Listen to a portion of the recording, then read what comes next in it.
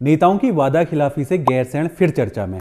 महीने भर बाद रफ्तार पकड़ने की बजाय रंग बदलता ट्रिपल इंजन। प्रदेश में होने वाले चुनावों के सेमीफाइनल से पहले कांग्रेस भाजपा की तैयारी और नेताओं के फर्राटेदार संस्कृत वाचन के बाद गांव-गांव के बच्चे बोलेंगे सर्वे संतु सर्वे भंतु। ये है इस हफ्ते की खबरों का सार। नमस्कार, मैं गिरीश। आज के वीडियो में हफ्ते भर की खबर बात। पहाड़ियों के सपने की राजधानी गैरसैंण एक बार फिर चर्चा में है। उत्तराखंड विधानसभा का बजट सत्र देहरादून में फरवरी 18 से 24 फरवरी के बीच होना है। पहले के तमाम मुख्यमंत्रियों की तरह धाकड़ धामी भी गैरसैंण को लेकर गप मारने से कतराते नहीं। पिछले दिनों उन्होंने कहा था गैरसैंण से सख्त भूकानून प्रदेश को दिया जाएगा, लेकिन अब उनकी ही पार्टी के कुछ नेता कह रहे हैं वहां निर्माण कार्यों के चलते सत्र नहीं कराया जा रहा है, और कुछ नेता कह रहे हैं इस बार पेपरलेस बजट ला रहे हैं इसलिए सत्र देहरादून में कराया जा रहा है। गनीमत रही इस बार नेता लोगों ने ये नहीं कहा कि गैरसैंण में ठंड लगती है।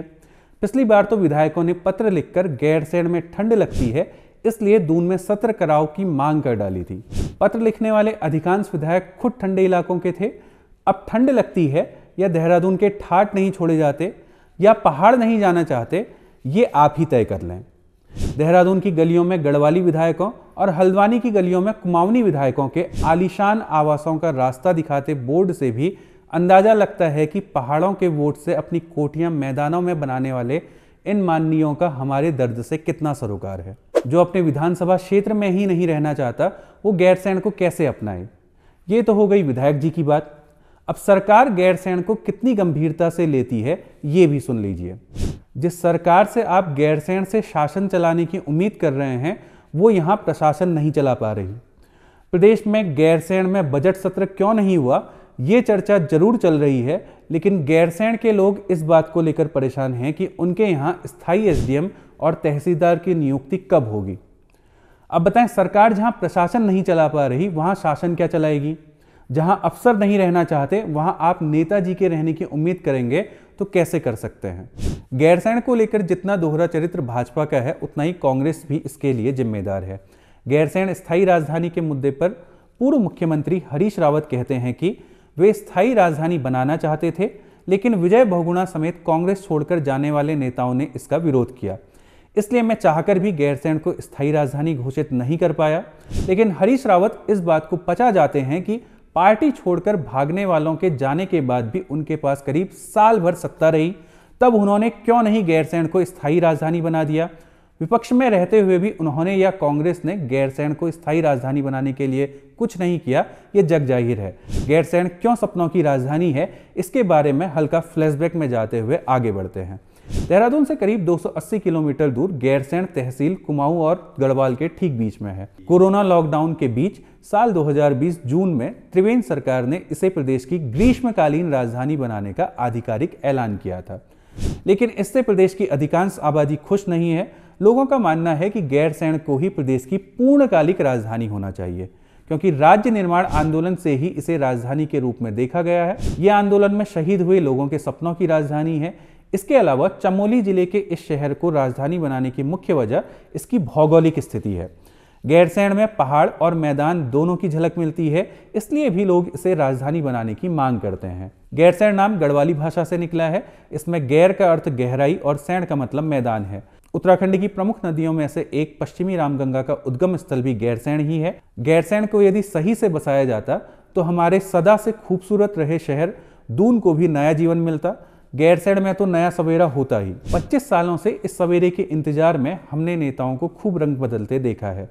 नेता चुनाव के बाद कैसे रंग बदलते हैं उसे इन दिनों ट्रिपल इंजन सरकार के बदलते रंग से समझ सकते हैं। ट्रिपल इंजन कहकर उत्तराखंड के 11 में से 10 मेयर जीतने वाली भाजपा ने परिणाम को महीना भी नहीं बीतने दिया और जनता के साथ साथ मेयर बनकर मौज मारने की सोच रहे नेताओं को भी आईना दिखा दिया। शहरी विकास विभाग ने साफ निर्देश दिए हैं कि सभी निगम अपनी औकात में रहकर खर्च करें, सिर्फ सरकार के भरोसे रहकर बजट पास करने की आदत छोड़ दें। हालांकि इसके पीछे तर्क ये दिया जा रहा है कि बीते सत्र में निकायों ने योजनाओं के लिए अपने बजट की सीमा से अधिक बजट पास कर दिया, जिससे वो काम नहीं हो पाए। निकायों में इस तरह की वित्तीय गड़बड़ियों को देखते हुए शासन ने निकायों के नए बोर्डों को इस संबंध में निर्देश जारी कर दिए हैं।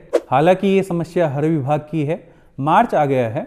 अब आप अखबारों में देखने लगेंगे वित्तीय वर्ष समाप्ति की कगार पर, लेकिन 30% ही जिला योजना का बजट खर्च हो पाया।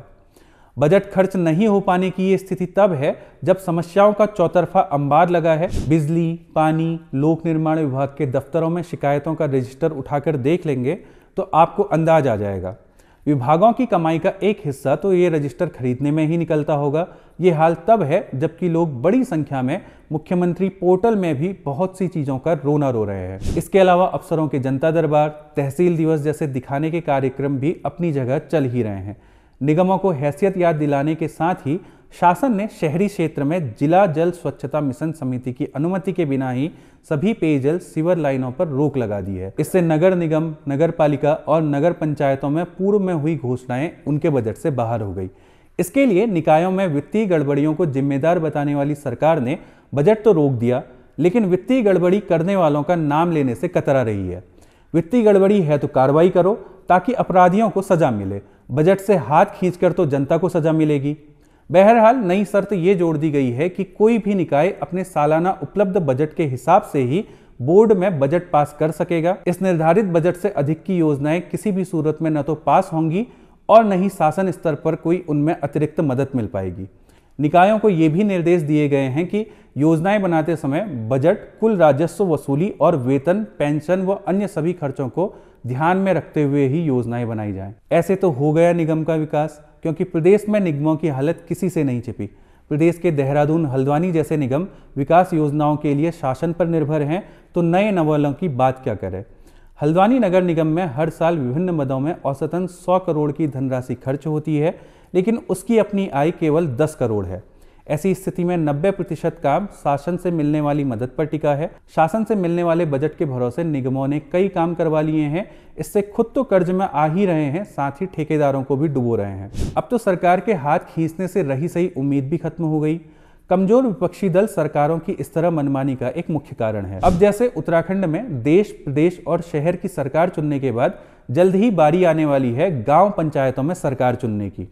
उत्तराखंड के लोगों को इसके बाद किसी भी चुनाव के लिए 2027 तक इंतजार करना होगा। इसलिए आप इस चुनाव को विधानसभा में जाने के लिए सेमीफाइनल टाइप कह सकते हैं। क्वार्टर फाइनल में भाजपा से बुरी तरह परास्त मुख्य विपक्षी दल कांग्रेस के पास विधानसभा चुनाव में जाने से पहले साख बचाने का ये आखिरी मौका है। लेकिन सवाल है, बगैर संगठन, बिना प्रदेश कार्यकारिणी के कांग्रेस ये काम कैसे करेगी। कई साल हारने के बाद भी उत्तराखंड में कांग्रेस प्रदेश स्तरीय कार्यकारिणी गठित नहीं कर पाई है। बगैर कार्यकारिणी के ही लोकसभा, विधानसभा जैसे चुनाव कांग्रेस ने निपटा दिए, या कहें खुद ही निपट गई।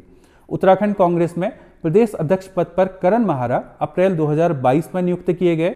इसके बाद से ही राज्य में प्रदेश स्तरीय कार्यकारिणी का गठन नहीं हो पाया।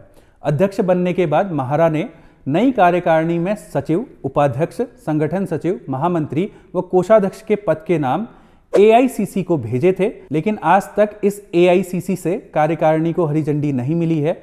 इससे संगठन में जिम्मेदारी न मिलने से बचे कुचे कांग्रेस कार्यकर्ता भी नाराज हैं। संगठन की मजबूती के लिए प्रदेश अध्यक्ष करण महारा ने कुछ जिलों में खुद पदाधिकारियों को जिम्मेदारी दी, तो प्रदेश प्रभारी कुमारी शैलजा ने इसे भी बड़े प्यार से पत्र लिखते हुए एआईसीसी की अनुमति न होने का हवाला देते हुए रद्द कर दिया। कार्यकारिणी न होना तो एक बीमारी है। इसके अलावा कांग्रेस में तो जितने नेता हैं उतने गुट हैं। हरीश रावत, करण महारा, प्रीतम सिंह, रणजीत सिंह, बेहड़, मयूख मेहर और हरीश धामी सब अपने आप में एक पार्टी लगते हैं और एक दूसरे को निशाना बनाने में कहीं नहीं चूकते। ऐसे में लोकसभा, विधानसभा और निकाय चुनाव में बुरी तरह मार खाई कांग्रेस संभवतः अप्रैल में होने वाले जिला पंचायत चुनाव में कैसे उभरेगी। उत्तराखंड में बीते वर्ष 27 नवंबर को ही पंचायतों का कार्यकाल खत्म हो गया था। दिसंबर में पंचायतों में अगले 6 माह या चुनाव होने तक प्रशासक नियुक्त कर दिए गए थे। उत्तराखंड में पंचायतों के चुनाव के लिए विभाग की ओर से हरिद्वार छोड़कर सभी जिलों में ग्राम, क्षेत्र और जिला पंचायतों का परिसीमन किया गया। ग्राम पंचायतों के परिसीमन के बाद ग्राम पंचायतों की संख्या 7,796 से बढ़कर 7,823 हो गई है। ग्राम पंचायत के वार्डों की संख्या 59,219 से बढ़कर 59,357 और जिला पंचायत सीटें 385 से बढ़कर 389 हो गई थी। हालांकि क्षेत्र पंचायतों की संख्या बढ़ने की बजाय कम हुई है। पहले ये 3162 थी, जो अब घटकर 3157 हो गई है। लेकिन शहरी विकास विभाग की ओर से कुछ निकायों का विस्तार और कुछ ग्राम पंचायतों को नगर पालिका क्षेत्र से बाहर किया गया है। उत्तराखंड में हरिद्वार छोड़ शेष 12 जिलों में त्रिस्तरीय पंचायती चुनाव को देखते हुए स्थान और पदों के आरक्षण की प्रक्रिया जारी है। एकल सदस्यीय समर्पित आयोग के अध्यक्ष न्यायमूर्ति BS वर्मा प्रदेश के करीब सभी जिलों में आरक्षण को लेकर सुनवाई पूरी कर चुके हैं। अब उन्हें सरकार को अपनी रिपोर्ट सौंपनी है। उधर पंचायतों में OBC आरक्षण को लेकर विधेयक अभी भी प्रवर समिति के पास है। ऐसे में सरकार पंचायतों में चुनाव कराने को लेकर नगर निकायों की तर्ज पर अध्यादेश ला सकती है। उत्तराखंड में जल्द ही बोर्ड परीक्षाएं शुरू होने वाली हैं। सरकार इस वक्त बोर्ड परीक्षाओं को संपन्न कराने की तैयारी में जुटी है। राज्य में कुछ दिन पूर्व ही नगर निकाय चुनाव संपन्न हुए थे। अब सरकार बोर्ड परीक्षा के बाद चुनाव की घोषणा कर सकती है। अनुमान लगाया जा रहा है कि 15 से 20 अप्रैल के बीच चुनाव हो सकते हैं। एक तरफ कांग्रेस है जो कार्यकारिणी का विस्तार नहीं कर पा रही है, दूसरी तरफ भारतीय जनता पार्टी है जो युवा नेतृत्व को आगे बढ़ा रही है। युवा नेतृत्व को उभारने के लिए भाजपा ने उत्तराखंड में जिला अध्यक्षों और मंडल अध्यक्षों के लिए आयु सीमा तय कर दी है। भाजपा मंडल अध्यक्षों के चयन के लिए उत्तराखंड में पार्टी ने उम्र निर्धारित कर दी है। मंडल अध्यक्ष के लिए जहां 35 से 45 साल की आयु सीमा तय की गई है, वहीं जिला अध्यक्ष के लिए 45 से 60 साल की आयु सीमा तय की गई है। आयु सीमा तय होने के कारण कई मंडल अध्यक्षों को भी अब कुर्सी छोड़नी पड़ सकती है। नए नेताओं को इन पदों पर मौका मिलने की संभावना है। हालांकि भाजपा मध्य प्रदेश, छत्तीसगढ़ जैसे राज्यों में पहले ही ये प्रयोग कर चुकी है।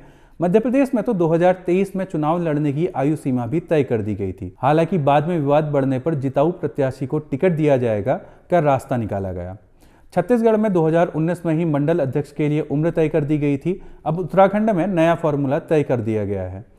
नया नियम लागू होने से कई दावेदारों को झटका लग सकता है।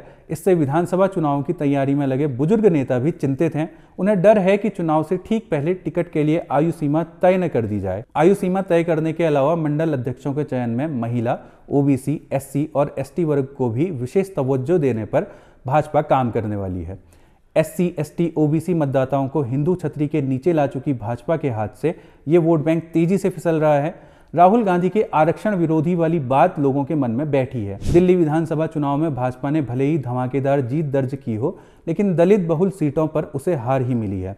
दिल्ली में 12 रिजर्व सीटों में भाजपा को 4 तो वहीं आप को 8 सीटों पर जीत मिली है। इन सभी सीटों पर कांग्रेस तीसरे नंबर पर रही। दिल्ली से सीख लेते हुए भाजपा यूपी में दलित वोटरों पर फोकस कर रही है। लोकसभा चुनाव 2024 में बीजेपी को समाजवादी पार्टी ने बड़ी पटखनी दी थी। 2019 के मुकाबले इस बार बीजेपी को आधी से कम सीटें मिली। सपा ने बीजेपी को संविधान विरोधी, दलित विरोधी बताया था। इसका सीधा फायदा सपा को मिला। भाजपा अब 2027 में होने वाले विधानसभा चुनाव में गलती नहीं दोहराना चाहती। यही कारण है कि उत्तर प्रदेश में दलित समाज को जोड़ने के लिए बड़ा अभियान चलाने जा रही है। पार्टी संत रविदास और डॉक्टर भीमराव अंबेडकर के सहारे अपनी पैठ बनाने में जुटी है। मुख्यमंत्री योगी आदित्यनाथ ने संत रविदास जयंती पर अवकाश घोषित कर यह स्पष्ट कर दिया है कि बीजेपी अब इसी दिशा में आगे बढ़ेगी। उत्तराखंड में वैसे तो राजनीति ठाकुर और ब्राह्मणों पर केंद्रित दिखाई देती है। शायद यही कारण है कि राज्य स्थापना के बाद प्रदेश में मुख्यमंत्री के तौर पर ठाकुर और ब्राह्मण ही चुने जाते रहे हैं। प्रदेश में करीब 35% ठाकुर मौजूद हैं, जबकि 26% आबादी ब्राह्मणों की मानी जाती है। लेकिन राज्य में कुछ समीकरण ऐसे भी हैं जहां दलित समाज के लोग निर्णायक भूमिका में आ जाते हैं। तीसरी बड़ी आबादी के रूप में यहां दलितों की संख्या करीब 20% है। इसलिए भाजपा पिछड़ी जाति के नेताओं को भी आगे बढ़ाने पर फोकस कर रही है। वैसे हमारे नेताओं का फोकस वहीं होता है जिससे उनका गणित सही बैठता है। जैसे उत्तराखंड में जनता कुमाऊनी गढ़वाली लोक भाषा को बचाने की बात करती है, लेकिन सरकार आदर्श संस्कृत ग्राम बनाने की मुहिम चलाती है। अभी कुछ दिन पहले ही उत्तराखंड सरकार ने 13 आदर्श संस्कृत ग्राम घोषित किए हैं। प्रत्येक जिले में घोषित इन संस्कृत गांवों में सभी कामकाज और बोलचाल देववाणी संस्कृत में होंगे। इसके लिए संस्कृत प्रशिक्षकों की नियुक्ति भी होगी। प्रदेश भर में घोषित इन आदर्श संस्कृत ग्रामों में सभी ग्रामीणों को संस्कृत भाषा का प्रयोग करने के लिए प्रोत्साहित किया जाएगा। साथ ही विभिन्न संस्कारों के अवसर पर वेद, पुराणों और उपनिषदों की ऋचाओं का पाठ किया जाएगा। इन धार्मिक व सांस्कृतिक आयोजनों के अवसर पर महिलाओं के द्वारा संस्कृत भाषा में गीत गायन भी किया जाएगा। इन संस्कृत ग्रामों में आपसी समरसता को बढ़ावा देने के लिए अनुसूचित जाति और अनुसूचित जनजाति के अधिक से अधिक बच्चों को संस्कृत पढ़ने और उनकी प्रतिभागिता बढ़ाने के लिए प्रोत्साहित किया जाएगा। राज्य सरकार संस्कृत अभ्यास कराने के लिए केंद्रीय संस्कृत विश्वविद्यालय नई दिल्ली के अंशकालिक संस्कृत प्रशिक्षक एवं सहायक प्रशिक्षकों की तैनाती करेगी। भाषाओं का जितना ज्ञान हो उतनी अच्छी बात है। भाषा ही वो चीज़ है जो इंसान का दायरा बढ़ाती है, भाषा ही वो चीज़ है जो संस्कृति और सभ्यताओं को बचाती है। लेकिन उत्तराखंड में क्या, देश में भाषाएं भी राजनीति का शिकार हो रही हैं। यही कारण है कि बहुभाषिक और भाषाई रूप से समृद्ध देश में भाषाओं का संकट बढ़ा है। यूनेस्को की रिपोर्ट के अनुसार देश की 196 भाषा संकटग्रस्त हैं। उत्तराखंड की तो सभी बोली भाषाएं विलुप्त होने की कगार पर हैं। गढ़वाली, कुमाऊनी, जौनसारी और रंग लोक भाषा बोलने वाले लोगों का प्रतिशत गिर रहा है। इसलिए बोली भाषाओं को बचाना है तो उसकी शुरुआत अपनी बोली भाषा से होनी चाहिए। कुमाऊनी गढ़वाली को अब तक 8वीं अनुसूची में शामिल कराने में फेल रही उत्तराखंड की डबल इंजन सरकार का अपनी स्थानीय भाषाओं को पीछे छोड़ पहले संस्कृत के लिए काम करना कितना वाजिब है, ये फैसला हम आप पर छोड़ते हैं। लेकिन ये बताना जरूरी है कि सरकारों की अनदेखी और प्रदेश में तेजी से बढ़े पलायन और शहरीकरण ने कुमाऊनी और गढ़वाली बोली को खास नुकसान पहुंचाया है। इसे बोलने वाले लोग लगातार कम हो रहे हैं। इसकी लिपि का न होना भी इसकी बहुत बड़ी वजह है। इसके अलावा हम भी इसके लिए कम जिम्मेदार नहीं हैं। अच्छे भविष्य और रोजगार के लिए अंग्रेजी जरूरी है, इसलिए हम अपने बच्चों को केवल यही भाषा सिखाने पर जोर देते हैं। आज भावनात्मक रूप से बच्चों के कमजोर होने की ये बड़ी वजह है कि हम उन पर भाषाएं थोप रहे हैं, जबकि भावना व्यक्त करने के लिए मातृभाषा से बढ़िया जरिया दूसरा नहीं हो सकता। लेकिन उत्तराखंड में कुमाऊनी और गढ़वाली लगातार कमजोर हो रही है। इसके विपरीत कर्नाटक, महाराष्ट्र, तमिलनाडु, गुजरात, पंजाब, उड़ीसा, बंगाल जैसे कई अन्य राज्य अपनी स्थानीय भाषाओं को बढ़ावा देने के लिए सक्रिय कदम उठा रहे हैं।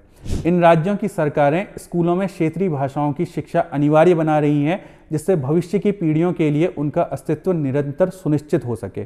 सरकार के घोषित आदर्श संस्कृत ग्रामों में हरिद्वार का नूरपुर पंचहेड़ी गांव, देहरादून में भोगपुर, उत्तरकाशी में कोट गांव, चमोली का डिमर गांव, पौड़ी का गोदा गांव, रुद्रप्रयाग का बैजी गांव शामिल हैं।